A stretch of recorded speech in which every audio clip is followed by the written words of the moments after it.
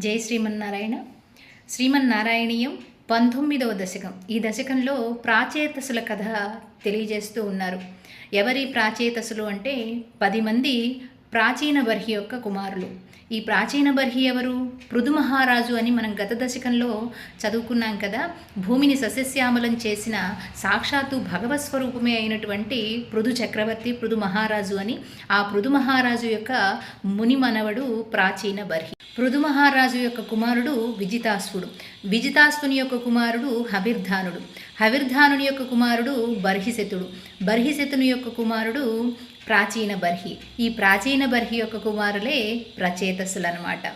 ఎందుకండి ఇంత వంశవృక్షం తెలుసుకోవడం అనంటే, భగవంతుని యొక్క కథలను వినటం ద్వారా ఎట్లా అయితే మనకి భగవంతుని మీద ప్రేమ కలుగుతుందో, అలాగే భాగవతులని గురించి తెలుసుకోవడం ద్వారా వాళ్ళు ఏ విధమైనటువంటి మార్గాన్ని చేపట్టారు, వాళ్ళ యొక్క ప్రేమ ఎట్లా ఉంది భగవంతుని మీద అనేది మనం తెలుసుకుంటే మనలో కూడా ఆ రకమైనటువంటి ప్రేమ మొదలవుతుంది.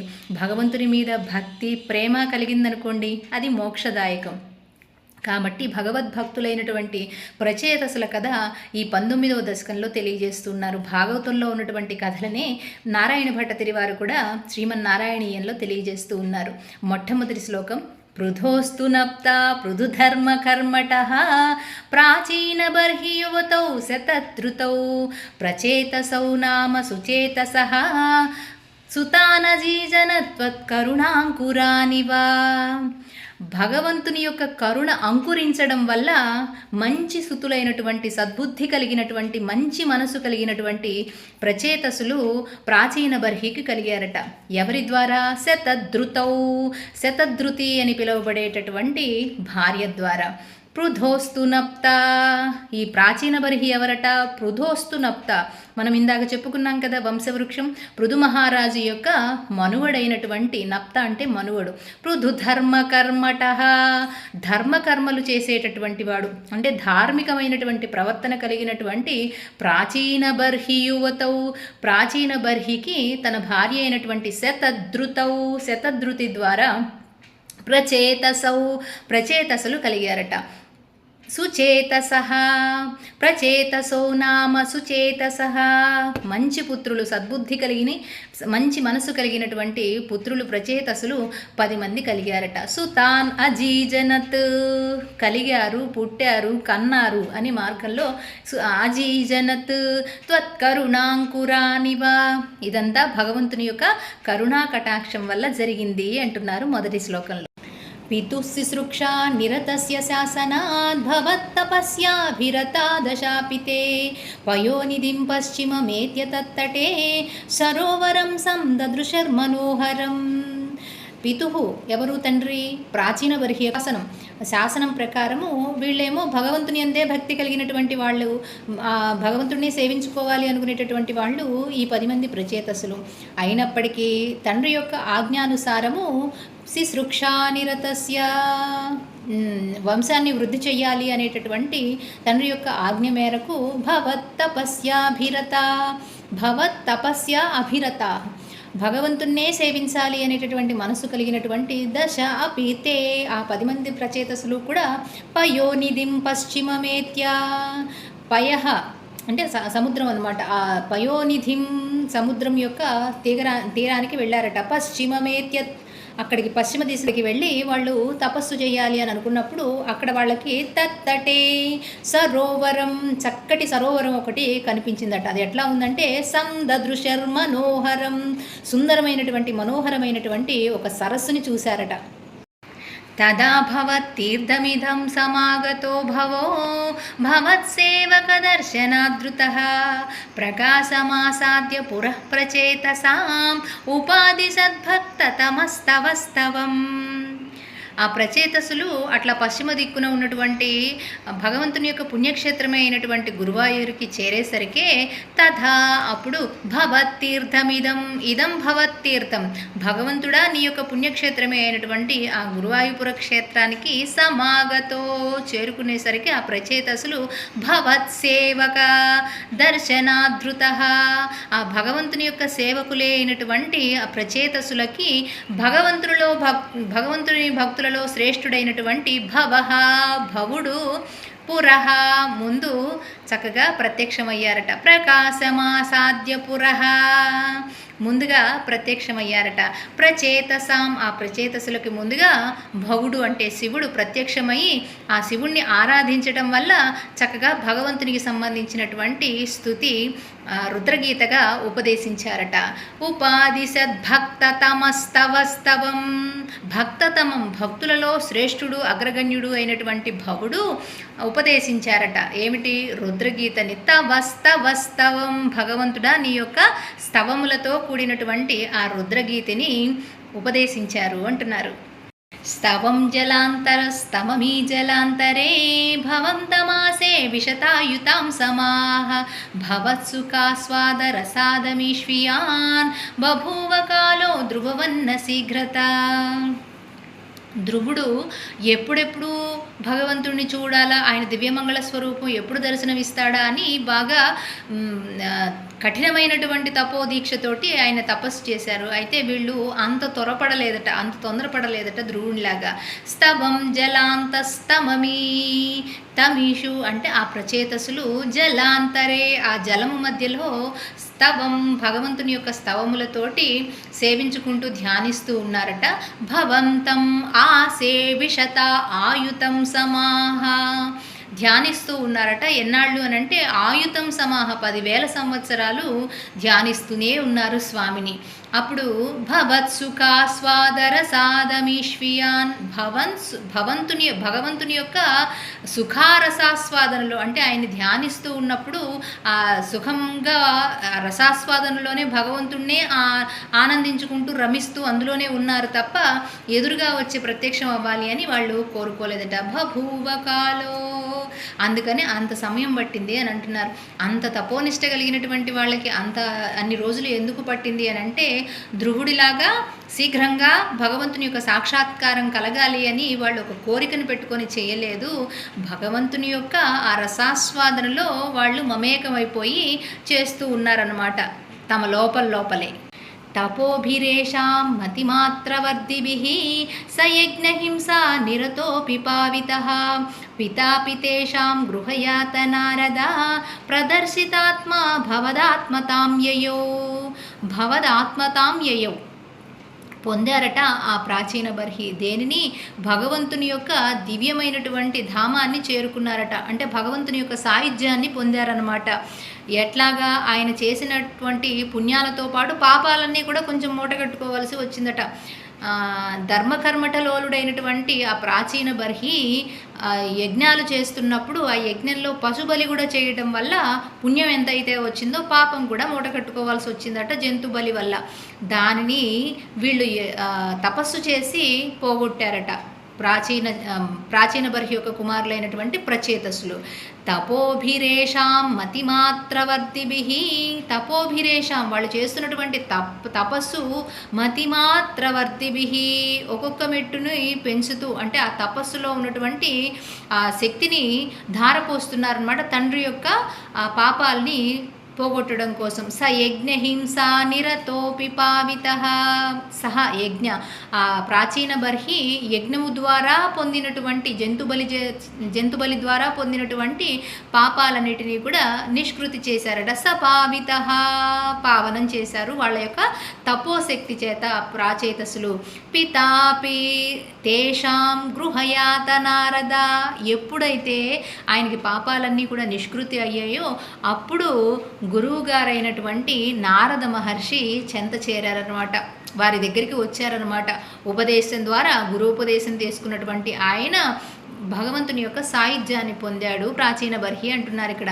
గృహయాత నారద నారదుల వారు వేం చేశారట వారి దగ్గరికి.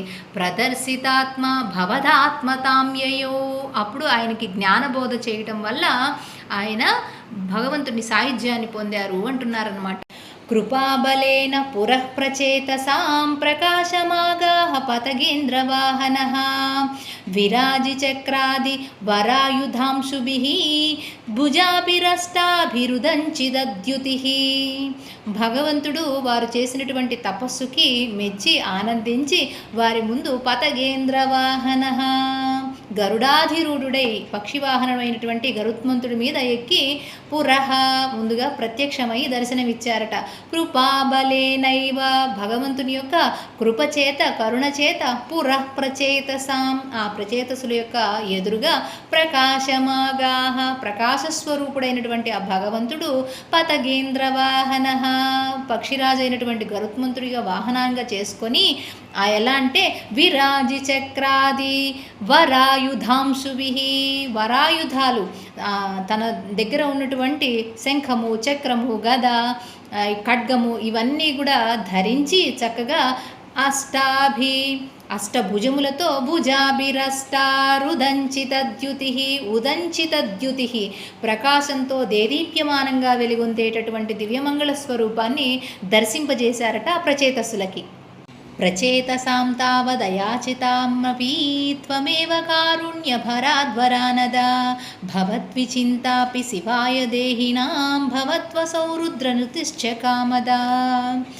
రుద్రునిచే ఉపదేశించబడినటువంటి ప్రచేతసులకు ఉపదేశించినటువంటి ఆ రుద్రగీతని ఎవరైతే స్మరిస్తారో వారికి కూడా శుభాలు మంగళములు కలుగుగాక అని ఆశీర్వదించారట. ఎందుకు? భగవంతుడే సర్వస్వమని వారు ఏ కోరికలు లేకుండా భగవంతుడిని ఆరాధిస్తున్నటువంటి వారిని చూసి భగవంతుడికి పరమానంద భరితమైపోయిందట అని ఆయనే వరములని కురిపించారట. ప్రచేతసాం తావత్ అటు తర్వాత ప్రచేతసాం అయాచితామ ఎటువంటి కోరికలు కోరలేదట. వాడిని భగవంతుడిని ధ్యానించడమే పరమావధిగా ధ్యానిస్తున్నారు, తపస్సు చేసుకుంటున్నారు తప్ప ఈ కోరికతో మేము చేస్తున్నామని వాళ్ళు అనుకోలేదట. అలా ఉండేసరికి త్వమేవ కారుణ్య భరాద్వరానద త్వం ఏవ నీవే కరుణారస సముద్రుడవు కదా స్వామి.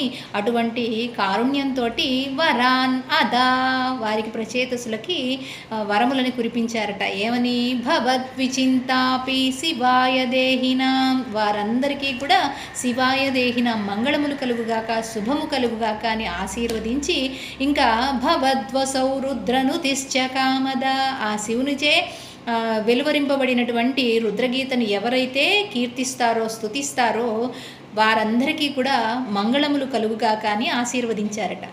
అవాప్య కాంతాం తనయాం మహీరుహాం తయారమధ్వం దశలక్షవత్సరీం సుతోస్తు దక్షో నను తక్షణాచ మాం ప్రయాస్యధేతి న్యగదో ముదైవతాం.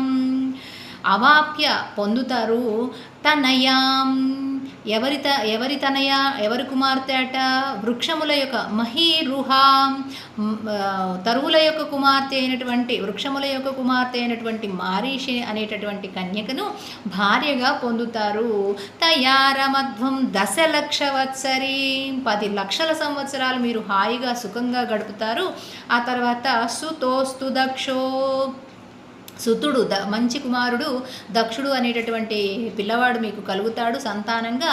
నన్ను తక్షణాచ్యమాం మరుక్షణమే నా సాన్నిధ్యానికి ప్రయాస్యధేతి అని మళ్ళీ నన్ను చేరుకుంటారు, నా సాన్నిధ్యాన్ని పొందుతారు మీరు అని చెప్పి న్యగదోముదైవతాన్ అని వాళ్ళకి వరం ఇచ్చి చక్కగా సంతోషంగా మళ్ళీ స్వామి అంతర్ధానం అయ్యారట. భగవంతుడే మాకు కావాలి అని ధ్యానం చేసినందుకు వీళ్ళు ఏమీ అడగకపోయినా కూడా వరము ఇచ్చి చక్కగా స్వామి మళ్ళా అంతర్ధానం అయ్యారట. అయితే కండు మహర్షికి ప్రమ్లోచనకి కలిగినటువంటి సంతానం మారీష అనేటటువంటి కన్యక అనమాట. చిన్నప్పుడే ఈ వృక్షములు అపహరించి పెంచి పెద్ద చేస్తాయి ఆ కన్యకని. ఇప్పుడు ఆ కన్యకని ఈ ప్రచేతసులకి ఇచ్చి వివాహం చేస్తే వాళ్ళకి దక్షుడు అనేటటువంటి కుమారుడు కలుగుతాడనమాట.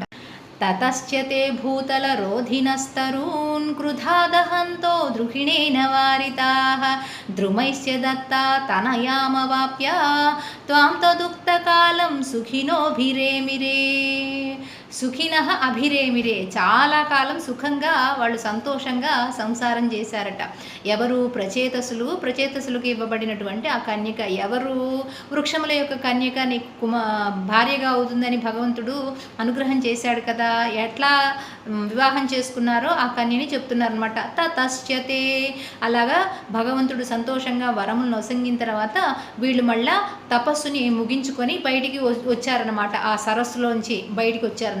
తతశ్చతే భూతల రోధినస్తరూన్ తరువులన్నీ కూడా భూతలమంతా కూడా ఆక్రమించేశాయట. అంటే వీళ్ళేమో తపస్సు చేసుకుంటున్నారు, ఆ రాజుగారేమో మోక్షధామాన్ని చేరుకున్నారు కదా ప్రాచీన బర్హి, ఇంక పట్టించుకునే నాదుడు లేడు, మొత్తం అంతా కూడా వృక్షాలంతా నిండిపోయాయట. అప్పుడు క్రుధా దహంతో, క్రోధంతో వాటన్నిటినీ కూడా దహించాలి అని ప్రచేతసులు అనుకుంటే ద్రుహిణేన వారిత, బ్రహ్మగారు వద్దు వద్దు అని వాళ్ళని నిరోధించి ద్రుమైశ్చ దత్తాం, అప్పుడు ఆ వృక్షముల చేత తరువుల చేత, ఎందుకంటే వాళ్ళని సంహరించకుండా వదిలిపెట్టారు కదా ఆనందంతో, వాళ్ళు దత్తాం తనయామవాప్య, వాళ్ళ దగ్గర ఉన్నటువంటి కన్యక మారిష అనేటటువంటి కన్యకని ఇచ్చారట. అప్పుడు ఆ కన్యని వివాహం చేసుకొని త్వాం తదుక్త కాలం సుఖినోభిరేమిరే, చాలా కాలం సుఖంగా ఆనందంగా గడిపారు అని చెప్తున్నారు ఈ శ్లోకంలో. అవాప్య దక్షం చ సుతం కృతాద్వరాః ప్రచేతసో నారదలబ్ధయా ధియా అవాపురానందపదం తథావిధా త్వమీశ వాతాలయనాథ పాహి మాం. హే వాతాలయనాథ, గురువాయూరప్పనే పాహి మాం, రక్షించవయ్యా అంటూ ఈ దశకాన్ని సంపూర్ణం చేస్తున్నారు నారాయణ భట్టతిరి. వాళ్ళకి ఆ ప్రచేతసుడికి మారీషికి కలిగినటువంటి సంతానము దక్షుడు.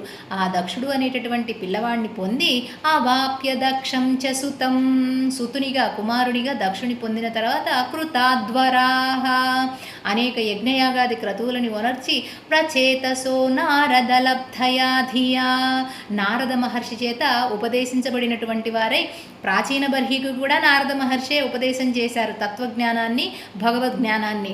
ఉపదేశం పొందిన తర్వాత అవాపురానంద పదం, ఆనంద పదాన్ని వాళ్ళు కూడా చేరుకున్నారట. తథావిధ, ఈ విధంగా నీ భక్తులందరినీ కూడా ఉద్ధరించేటటువంటి హే భగవన్, త్వమీశ, నీవే ఈశుడవు, సర్వపాలకుడవు, సర్వనియామకుడవు, కాబట్టి వెంటనే నా ఈ వాతరోగాన్ని నాశనం చేసి నన్ను రక్షించవా, పాలించవా స్వామి అంటూ ఈ దశకాన్ని సంపూర్ణం చేస్తున్నారు నారాయణ భట్టతిరి.